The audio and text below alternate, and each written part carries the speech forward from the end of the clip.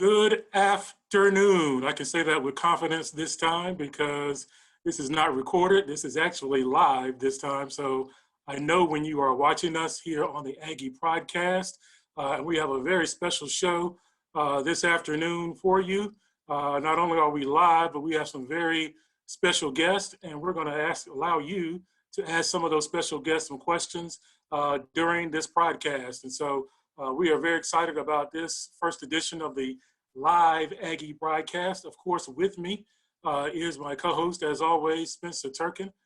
I'm Brian Holloway, and joining us is our athletics director, Earl Hilton, our head football coach, Sam Washington, our starting cornerback, Mac McCain, quarterback, Jalen Fowler, and screening our questions today is the great Carl Harrison. And so let me say welcome to everyone. Thanks for having me, Brian. Appreciate it. Thanks, B. Happy to be here. All right, we're going to start this out with the head man in charge, and that would be Earl Hilton. And we just kind of want to know what this experience has been like for you during this time of shut-in and pandemic, and where do we stand as an athletics department in terms of being able to move forward during this crisis? Great question, Brian. And good afternoon, everyone. Thanks for joining us. I'm excited about this chance to visit for a few minutes today. Yeah, this has been a unique experience for all of us. I don't think anyone has been through a pandemic before. So this is new territory for all of us. I suspect, like many of you, I've enjoyed a lot of time at home with my family, which has been good and exciting in a lot of ways, but I'm anxious to get back to work, anxious to get back to school and be with the students and our student athletes and our coaches and staff. We anticipate a return to activity in the fall. Those plans are being laid out now. Obviously, all of this is dependent on the course of this virus and what technologies from a medical perspective we're able to bring to bear and when those become available to us. But certainly that's our hope at this point. Everything's subject to change based on what the virus does, but we anticipate that we will be able to operate in a safe fashion, protect our students, our student athletes, our faculty, staff, and look forward to a return to campus in the fall. As you guys continue to meet on returning back to school and returning back to athletics, what are some of the main concerns that you have about student safety and fan safety in general? Yeah, certainly safety is the buzzword, the catchword of the day. That is, everything is wrapped up in safety. How do we protect? How do we do all that we can to ensure that our students and our faculty and staff have the best opportunity to remain healthy? We don't want anyone to get sick. I don't want to get sick. I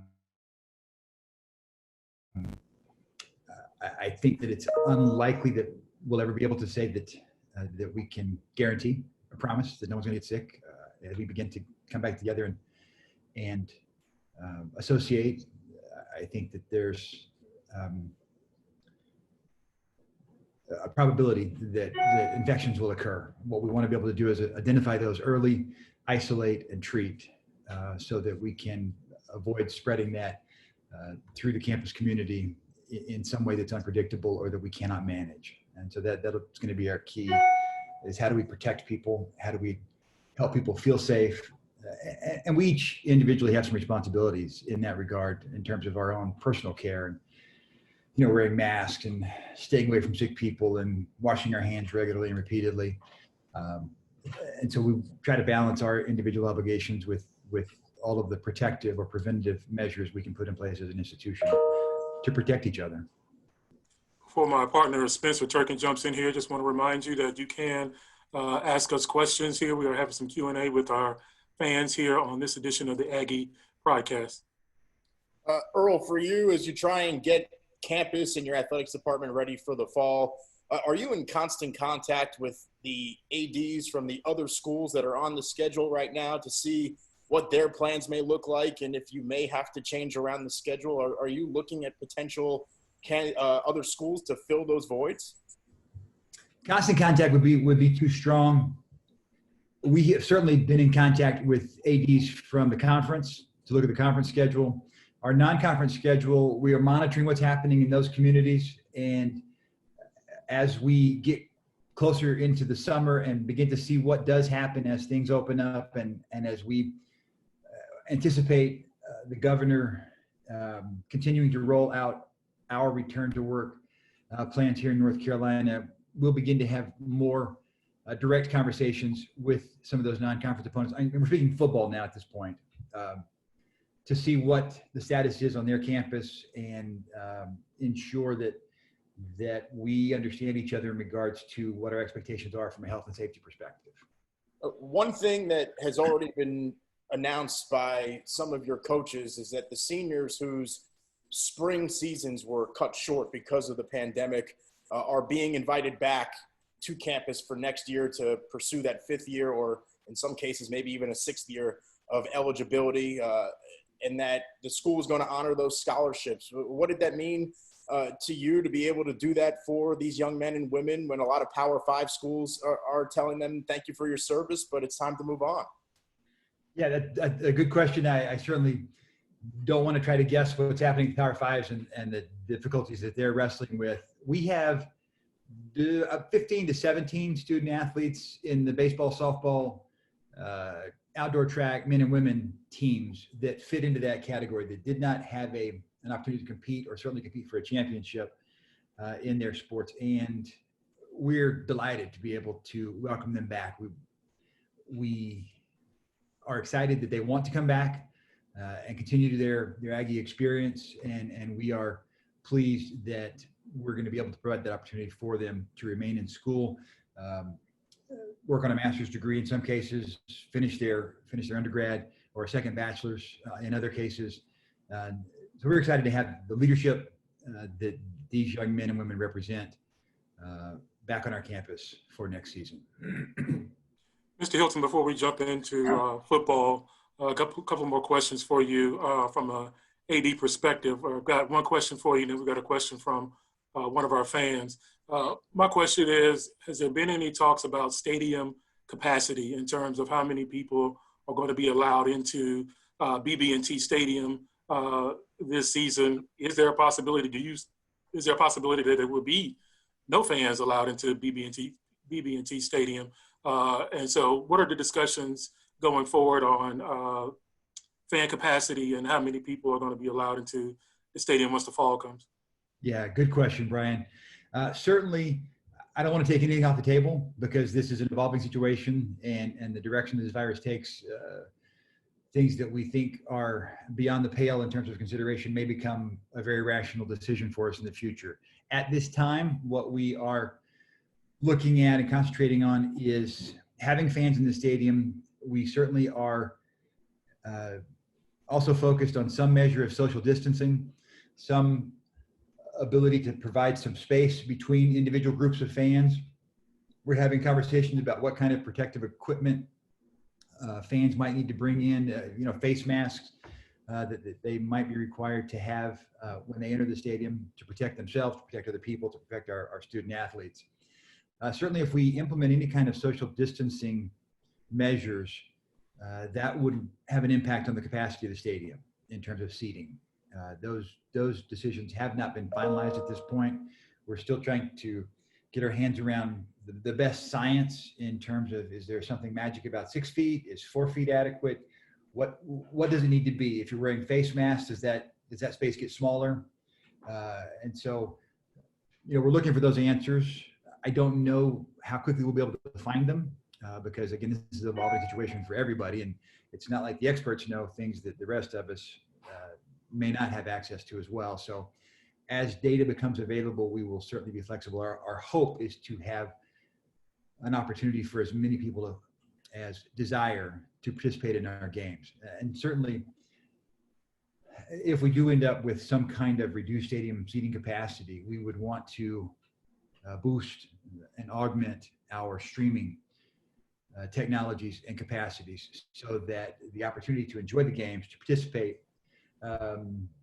is extended to as widely as possible. We may have fans who would otherwise have tickets and have access, but are not comfortable because of a variety of things. They don't want to be in crowds yet.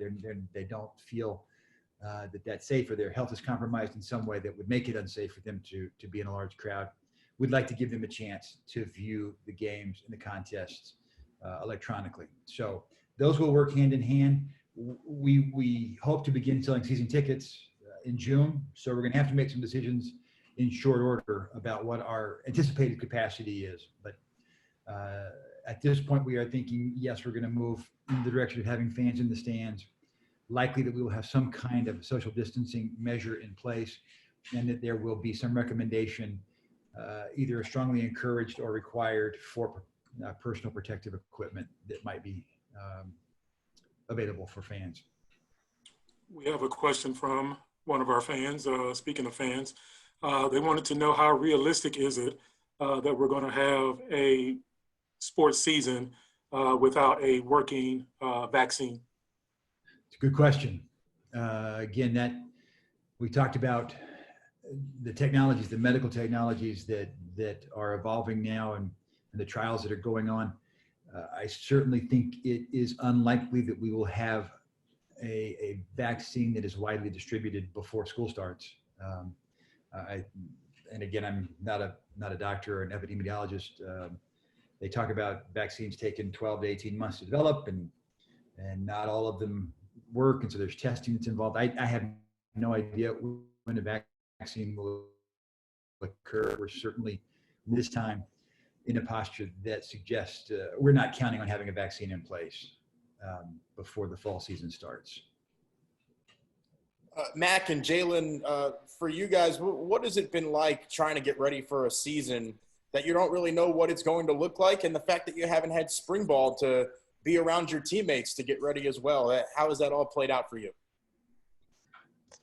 For me, it's been kind of different. You know, you miss being with your teammates, your guys, with your coaches, and getting better during the spring.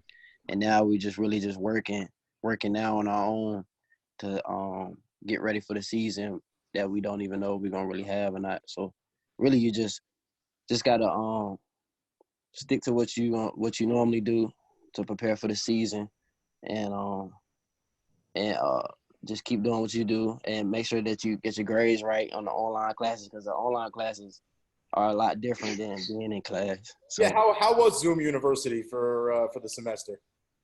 It was different, but I mean, I didn't have a problem with it, because I don't mind being on the computer, not going to class. But it was pretty good to me. But some people, it's been difficult, because I know some people, some of my classmates been saying that they have a heavier workload than they would in the classroom. So that's different. And Jalen, for you, what's it been like to prepare for this season? Is it more mental reps for you, or are you going out and trying to find somewhere to throw? How are you getting ready? For me, I've been throwing a lot. I still go to the field. I got a couple guys back home.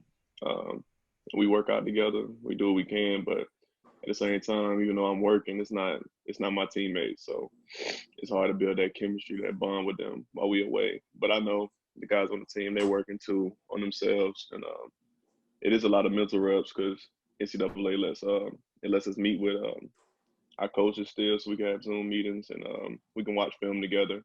So from that aspect, we still getting a lot of mental reps. You're still in the playbook with your coach. You're still learning, and that's good. But the biggest aspect is just not being with your teammates. It's a big loss, but I know everybody's working. Coach Washington, I'm gonna ask you to unmute here, and welcome back to the show. It seems like almost yesterday that you were on the show, but talk about what it's like to prepare for the 2020 season with there being so much uncertainty going on around you. What has it been like for you and your coaching staff to prepare for the 2020 season? You got to unmute, Coach. Coach is still muted. There we go. There you go. In one word, a nightmare.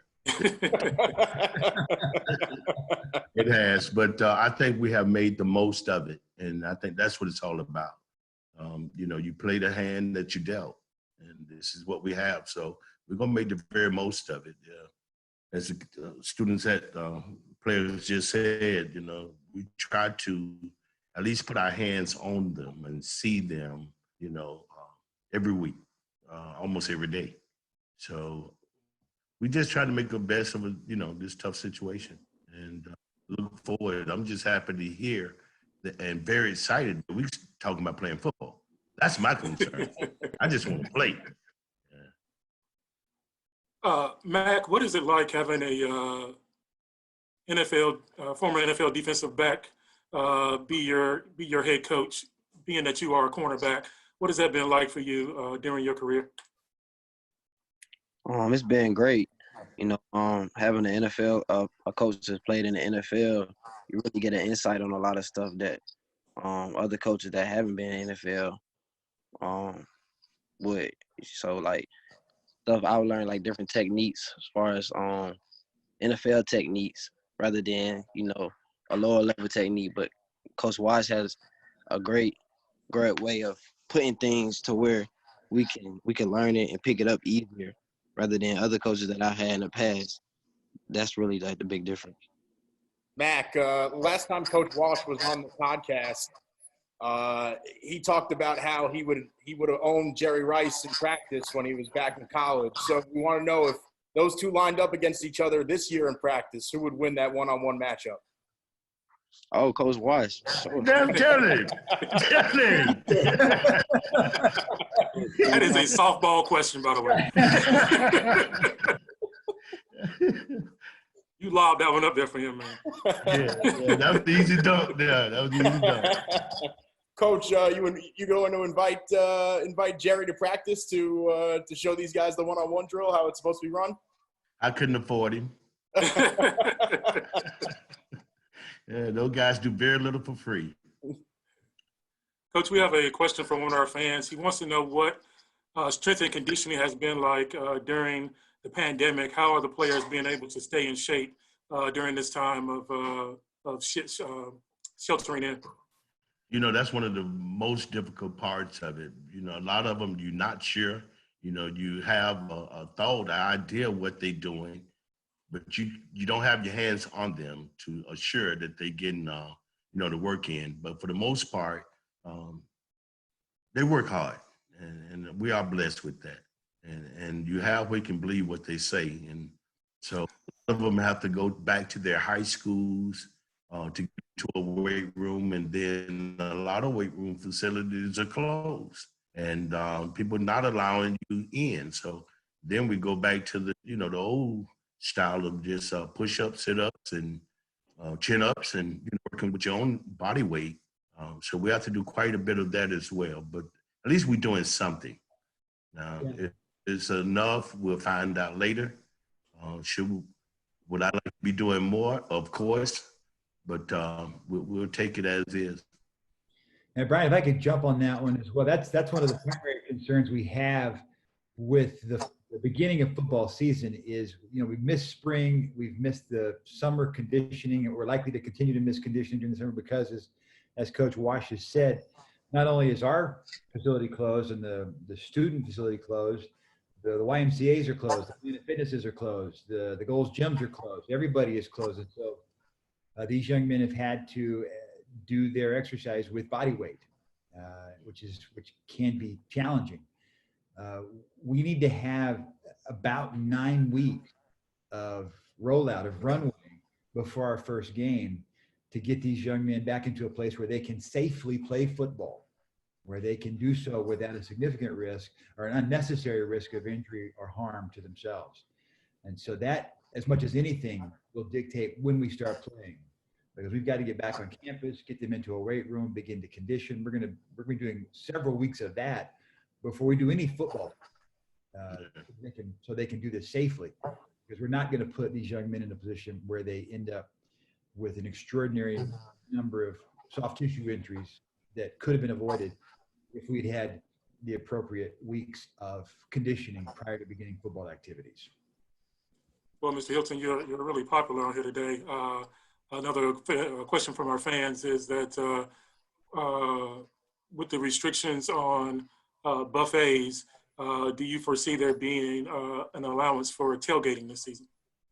As we sit today, and again, I want to catch everything time specific because this is an evolving.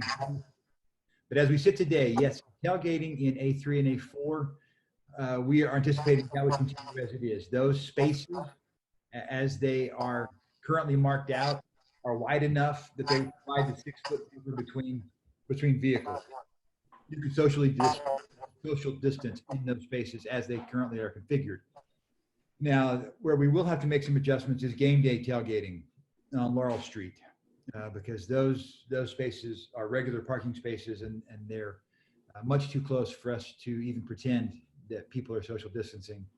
And so we'll have to make some adjustments, every other space, 2 spaces, 1 space off kind of thing as we get closer. But today, yes. Now tailgating, certainly buffets where we're selling food or giving food away, that's going to be a different conversation. Go ahead, Spence. Mr. Hilton, we have another question from a fan that I think some people would love to know the answer to this one. How is the pandemic affecting our transition to the Big South? If we don't play this year in the MEAC, would we stay another year? That was from one of our fans. The pandemic has not derailed any schedules related to our conference affiliation. So we're continuing to move forward. As we sit this year, we are in dialogue. We're still meeting with the MEAC conference office and coaches, and we're also meeting with Big South conference office and coaches. And so we get the benefit of participating in both conferences planning as they're developing plans for the coming year around this pandemic. But no, it will not affect the timing of that move into the Big South. Coach Walsh, we had a question from one of our fans. They wanted to know how the pandemic affected players at HBCUs, more specifically our players like Elijah Bell and Marcus Pettiford and just in case of some of those guys. And they also wanted to know how those guys doing and what are they doing to continue to try to prepare to fulfill their NFL dreams. Take your mute off, Coach. I don't have. Can you hear me? I can hear you now, yes. Okay. It has affected them in some ways. I think the NFL itself, chose to, just play with the guys they already had because, the short window opportunity, to work with a new guy, especially one as a free agent, one of those top draft choices. So that was a decision that came from them. And unfortunately, it affected us and these, and our young men that I just knew would get into camp. So, and then I think the hope's still going to remain alive, for 1 or 2 of them, hopefully here in the near future. Jalen, the last time we saw an Aggie quarterback, he was throwing for a lot of yards and running for a lot of yards as well. Talk a little bit about Khalil Carter and how he helped you and how you're going to use some of what he taught you to kind of help you into the 2020 season. Well, Lil was my roommate and basically my best friend all last year. So, it's always a quarterback competition, but throughout practice, we was always competing, making each other better. So with that aspect, a lot of things, like we thought alike on a lot of things. I feel like we was around each other so much that we'll ride to the cab together. That was my guy. So just he'll teach me certain things at practice and in the film room, and I'd even help him out with certain things. He came off the field on the series. He asked me what I saw.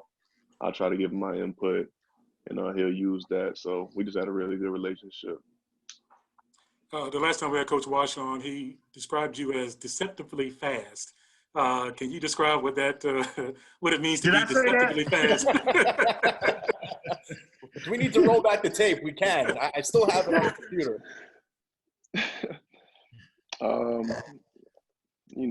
I can't say I'm the fastest guy in the world. Never will, but I mean, if it's a hole there, I feel like I can hit it. I can make something happen a little bit.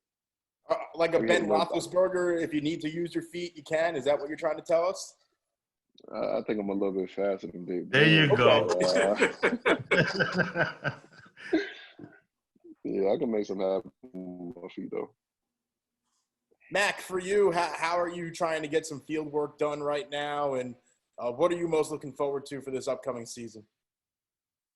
Really right now I'm just hooking up with a couple guys from Greensboro, that play football. So we'll go to like any open fields and work out.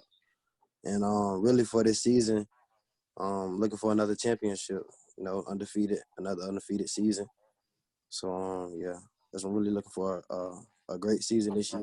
And hopefully a safe season where everybody can play the game and be safe and not get the coronavirus. Fans, coaches, and all. Mr. Hilton, we have a question from one of our fans, and they wanted to know with the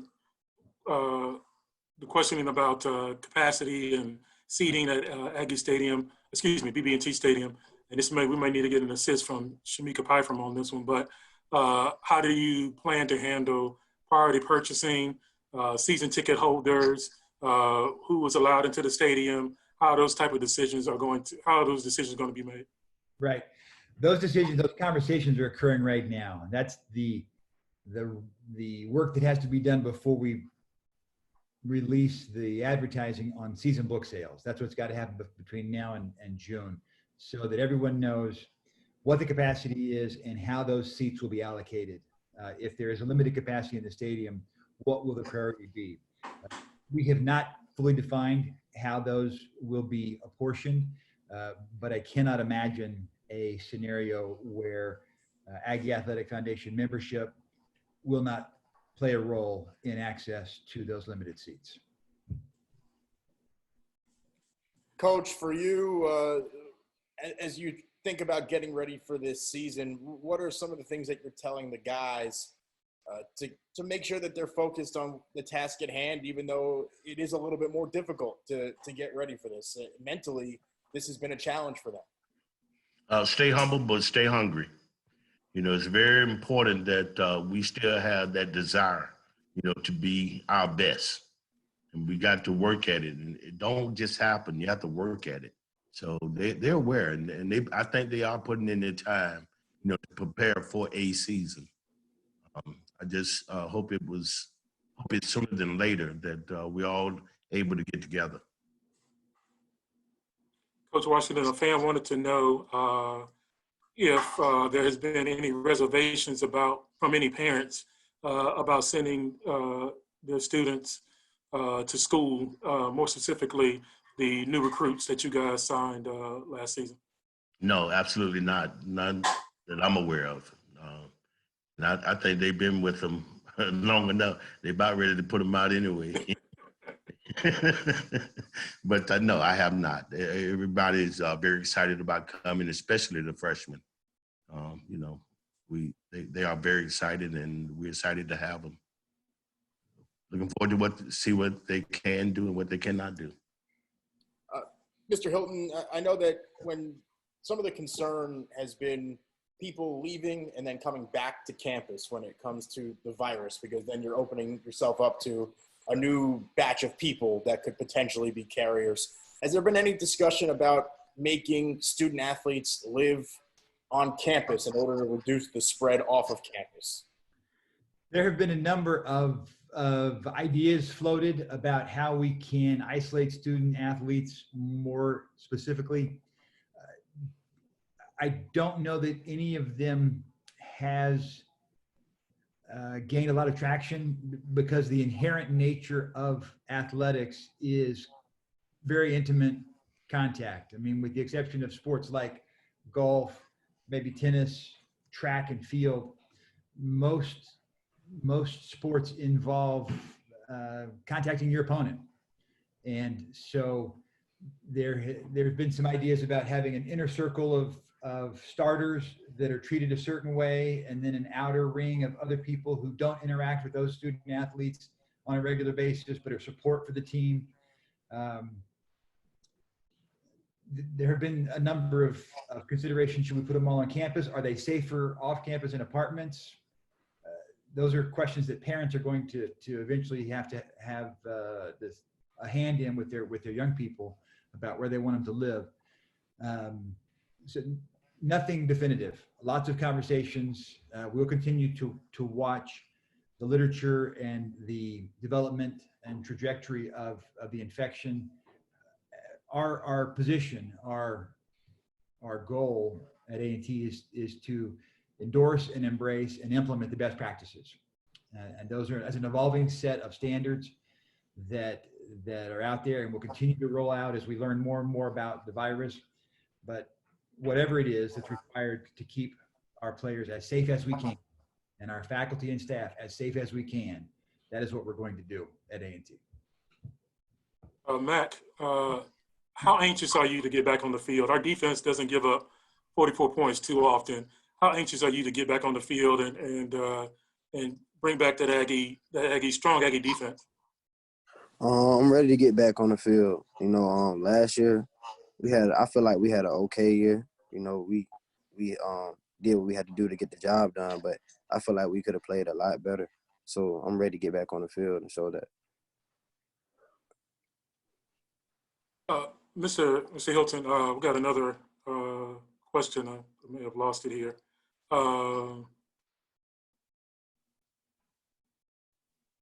They wanted to know, in lieu of the NCAA, they wanted to know about what our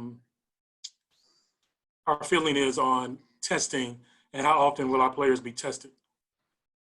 Testing, again, is one of those areas that's still being developed. Right now, short of a serology test, blood test to see if you've been exposed to the virus, industry standard seems to be temperature checks, but there's wide recognition that temperature checks are often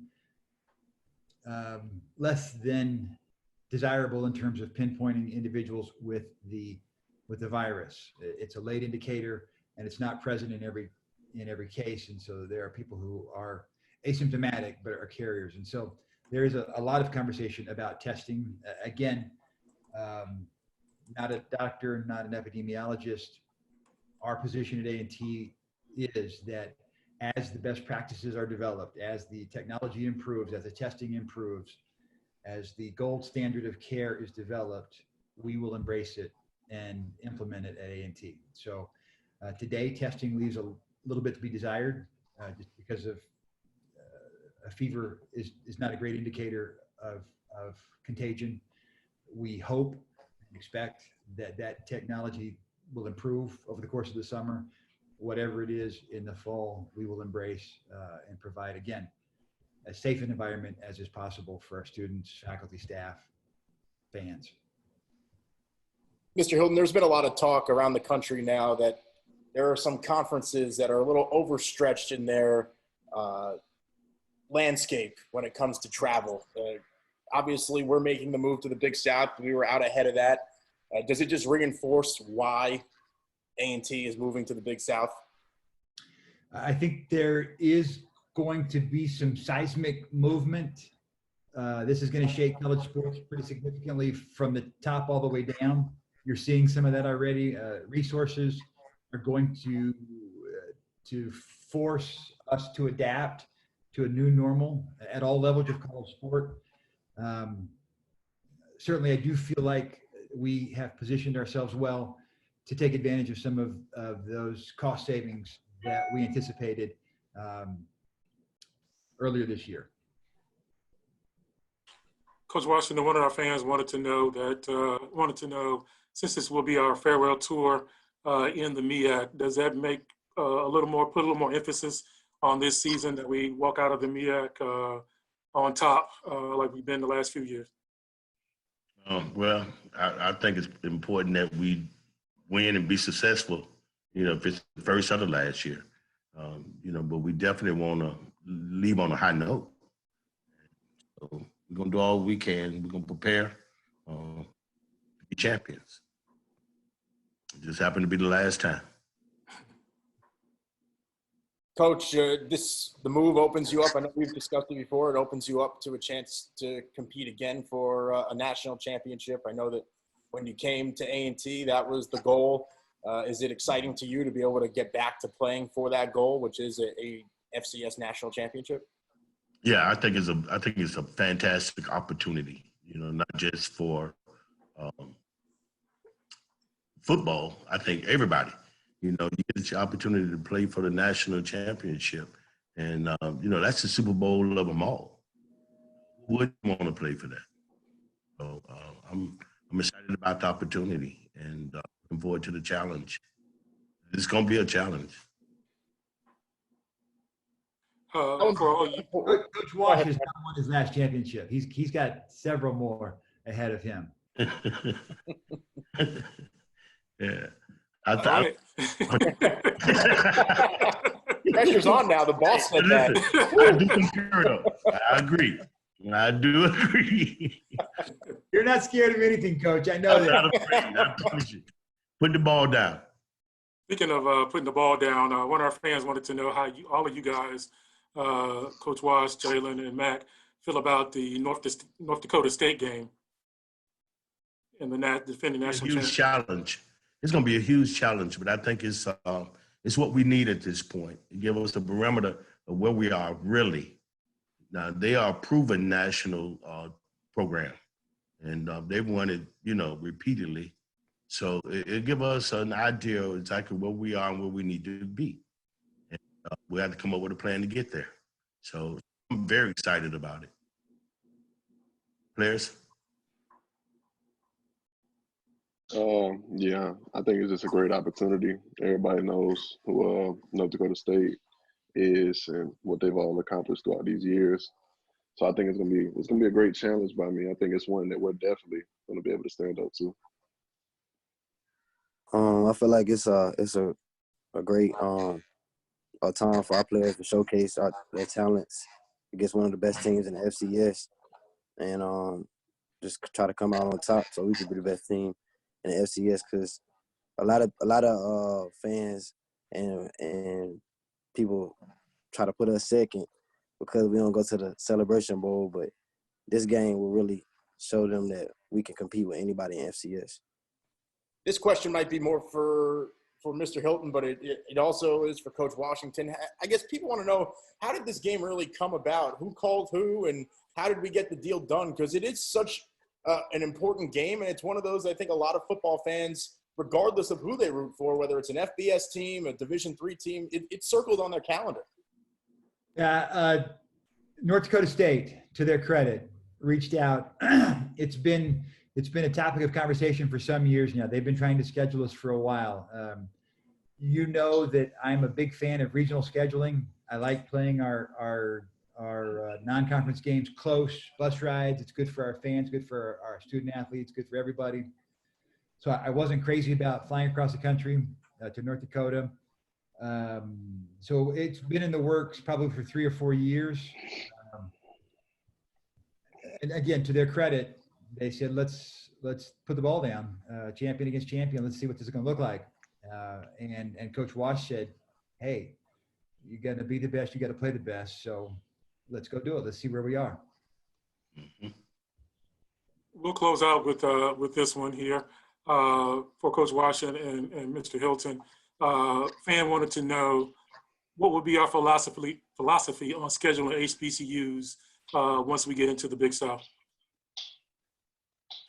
Hilton? Yeah, all the time we can, every time we can. I am confident that we will have Central on the schedule every year in football. We've had conversations with them, and we'll work that out. Moving forward, we're going to play them every year. We've spoken to other members of the MEAC conference right now who are also interested in having an opportunity to continue our relationship in the coming years. We want to play them all, play them every time we can, every chance we get. It makes sense for us in a lot of ways. And again, where it fits our schedule, where it fits our regional footprint, where we want to be from a recruiting perspective, then we will embrace those opportunities, not just in football, but across all sports. Well, let me tell you guys, this has been wildly popular. We've got a ton of questions still in the queue that we're not going to be able to get to because we're running out of time. But so we'll tell our Aggie fans that we'll do this again and allow them to come in and ask questions. They apparently have a lot of them, and we appreciate everybody taking out their time to join us. Mr. Hilton, Coach Washington, Jalen, and Mac, you guys have been great. And to our fans, you guys are the best in the world. We love you, and we can't wait to see you again and for some more Aggie victories. Spencer, we'll close out here. Thank you for joining us for another Aggie Pridecast, and we'll see you next time. Bye-bye. Great to see you.